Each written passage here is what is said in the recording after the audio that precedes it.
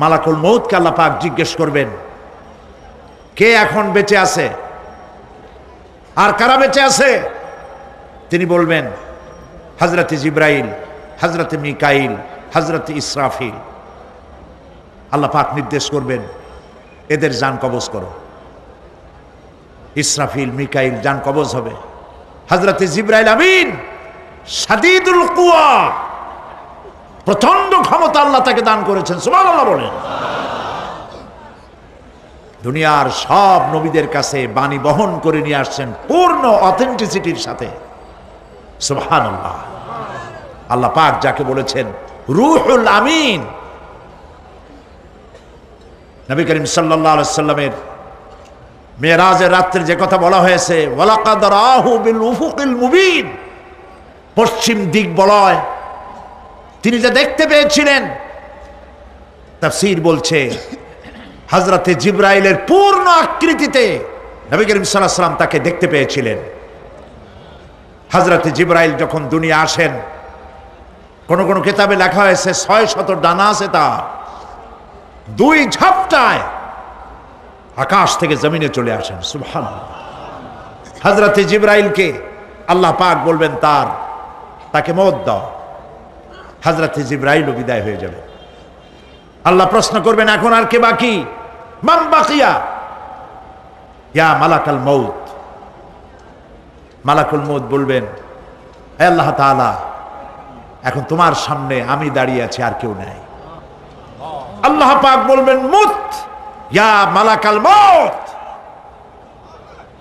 আল্লাহু আকবার। মুত ইয়া মালাকুল মউত, মরে যা, মরে যা। মালাকাল মউত মরে চলে যাবে, এরপরে আর কেউ নাই। আল্লাহ রাব্বুল আলামিন এই অবস্থায় কত বছর কত কাল চলে যাবে আল্লাহ পাক ভালো জানেন, কেউ নাই। আজকের রাজত্ব কার? আল্লাহ প্রশ্ন করবেন, আজকের রাজত্ব কার? আল্লাহ পাক আওয়াজ দিবেন, বলবেন, আজকের রাজত্ব কার? কোনো জবাব নাই, আকাশের নাই, জমিনের নাই, আকাশও তো নাই, কারো কোনো জবাব নাই।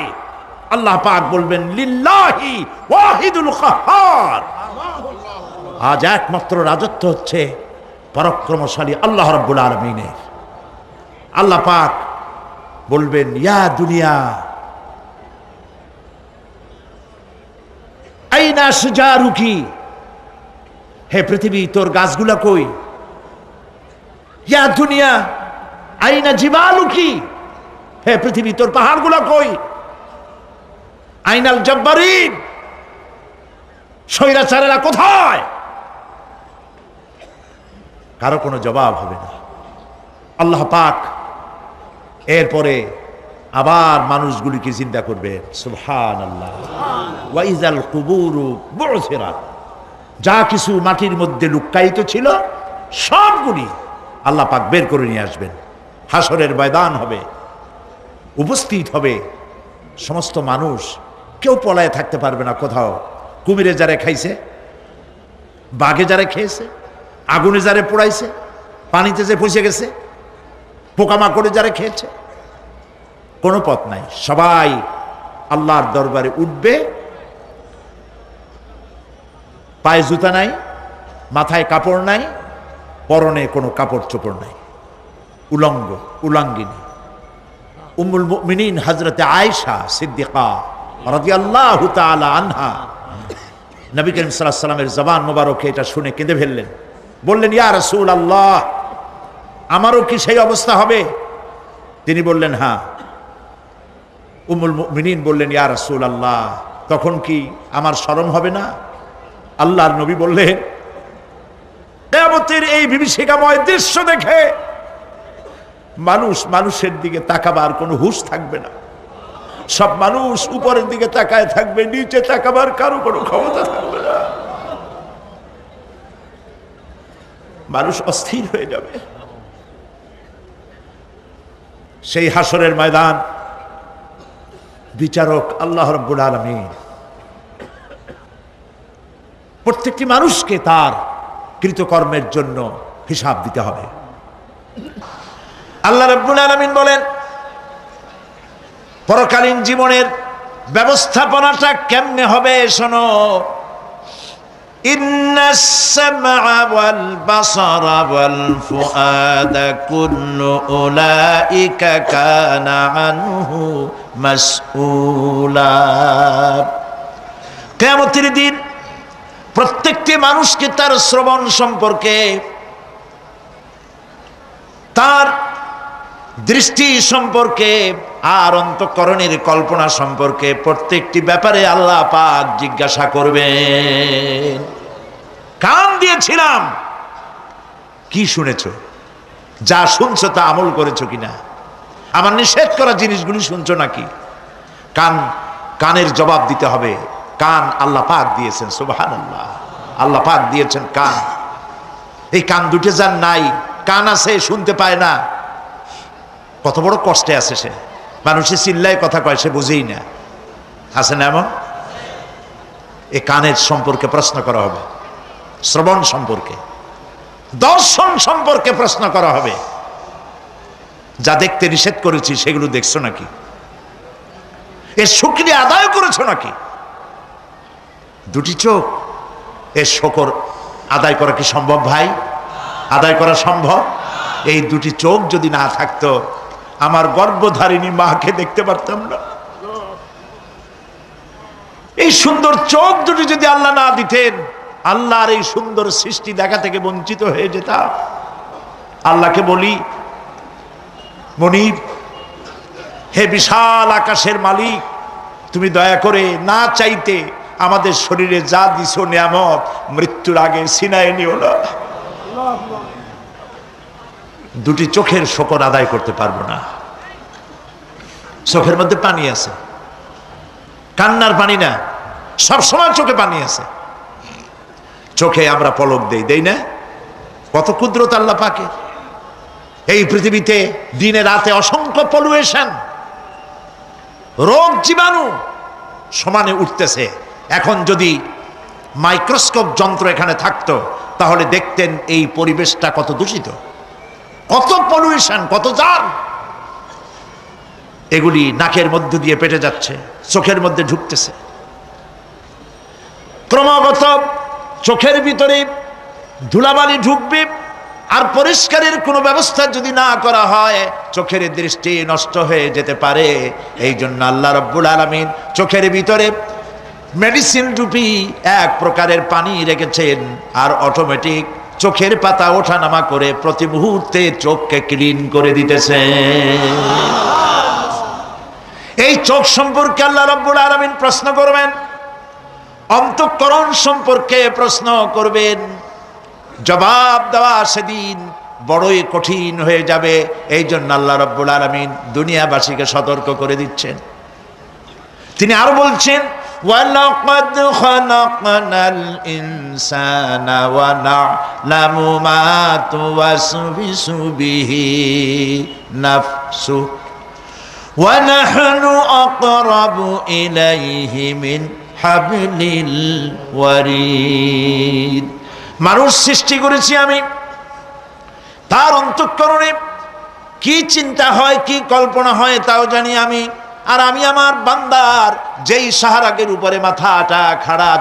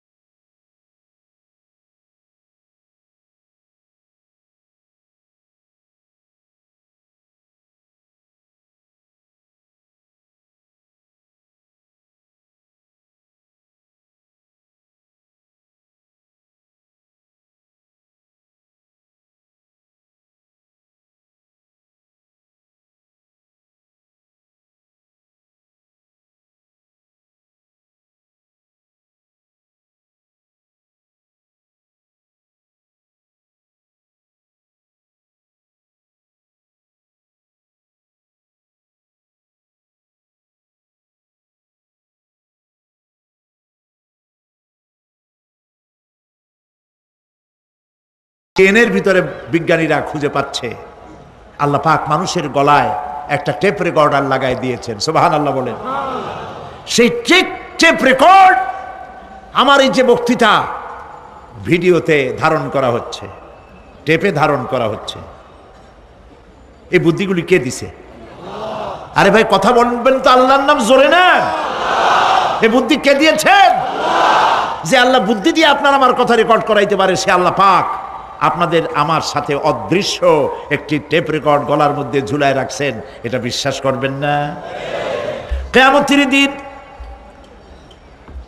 এই রেকর্ড তার সামনে আল্লাহ পাক বলেন একটা কিতাব ওপেন করে দেব, তারপরে বলা হবে ইকরা কিতাবাকা কাফা বিনাফসিকাল ইয়াউমা আলাইকা হাসিবা। তাকে বলা হবে নিজের কর্মলিপি পড়ে দেখো, আজ তুমি নিজেই নিজের হিসাবের জন্য যথেষ্ট। পড়ো, কোথায় যাবা? জাহান্নামে যাবা না বেহেশতে যাবা? তুমি নিজেই তোমার হিসাব করার জন্য যথেষ্ট। সুবহানাল্লাহ। সেদিন কোনো সাহায্যকারী পাওয়া যাবে না, ওকালতি করার জন্য কাউকে পাওয়া যাবে না। বিশ্বাস করুন, বিশ্বাস করুন, কোন পীর সাহেব, কোন খাজা বাবা কিয়ামতের দিন আপনার আমার উপকারে আসবে না, আসবে না, আসবে না। আমল ভালো হবে, আল্লাহ ক্ষমা করবেন। আমল ভালো নাই, পীর সাহেবরা কিচ্ছু করতে পারবেন না। কেউ কেউ মনে করেন পীর সাহেব আমার সুপারিশ করবেন। কিয়ামতের দিন আপনারাই দেখবেন ওনাদের সুপারিশ কে করে। কিয়ামতের দিন আল্লাহ পাক আরো পরিষ্কার করে বলছেন লান তানফাকুম আরহামুকুম ওয়ালা আওলাদুকুম ইয়াউমাল কিয়ামাহ। কিয়ামতের দিন সন্তান সন্ততি আর সম্পদ কোনো কাজে লাগবে না, এগুলি কোনো উপকার হবে না মানুষের জন্য। আর সেখানে উৎকোষেরও কোনো কারবার চলবে না। এই পৃথিবীতে উৎকোষ দিয়ে অনেক কাম করা যায়, কিন্তু কিয়ামতে চলবে না। আল ইয়াউমা লা ইয়ানফাউ মালুন ওয়ালা বানুন। সুবহানাল্লাহ, সুবহানাল্লাহ। যেখানে কিয়ামতের দিন ধন, সন্তান, সন্ততি কোনো কাজে লাগবে